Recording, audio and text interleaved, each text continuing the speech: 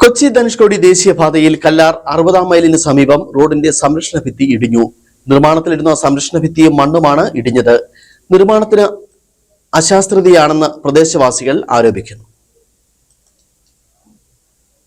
കൊച്ചി ധനുഷ്കോടി ദേശീയപാതയിൽ കല്ലാർ 60-ാം മൈലിന് സമീപമാണ് നിർമ്മാണത്തിലിരുന്ന സംരക്ഷണ ഭിത്തിയും മണ്ണും ഇടിഞ്ഞത്.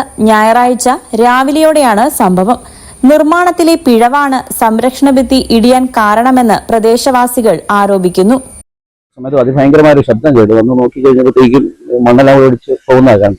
പെട്ടെന്ന് ഞാൻ തിരിച്ച് വളരെ അപ്പുറത്തെ സൈഡിലേക്ക് പോയി. പിന്നെ അറിഞ്ഞു വന്നവരും പിന്നെ വഴിയൊരു നിന്നവരെല്ലാം കൂടെ കാർ ഇവിടെ കിടപ്പുണ്ടായിരുന്നു. പോസ്റ്റ് മറിഞ്ഞ് കാറുമായിട്ടൊരു 11 കെ പോകുന്ന ഒരു 2 ഇഞ്ച് വ്യത്യാസത്തിലാണ് രക്ഷപ്പെട്ടത്. പിന്നെ എല്ലാവരും വന്ന് എന്നെ പള്ളിയിൽ മുകളിലേക്ക് കയറ്റി. ഞാനത് അവരിവിടെ ഉടനെ NHA ആൾക്കാരെ വിളിച്ചറിയാം.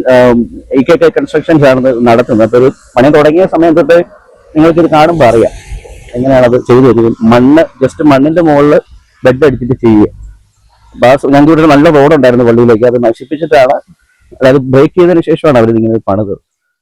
കഴിഞ്ഞ ദിവസങ്ങളിൽ ശക്തമായ മഴയാണ് അടിമാലി, മൂന്നാർ മേഖലകളിൽ രേഖപ്പെടുത്തിയത്. ഇത് ആശങ്കയ്ക്ക് ഇടയാക്കിയിട്ടുണ്ട്.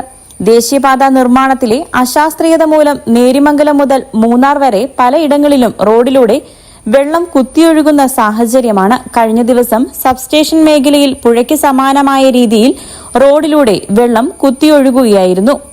News bureau, Adimali.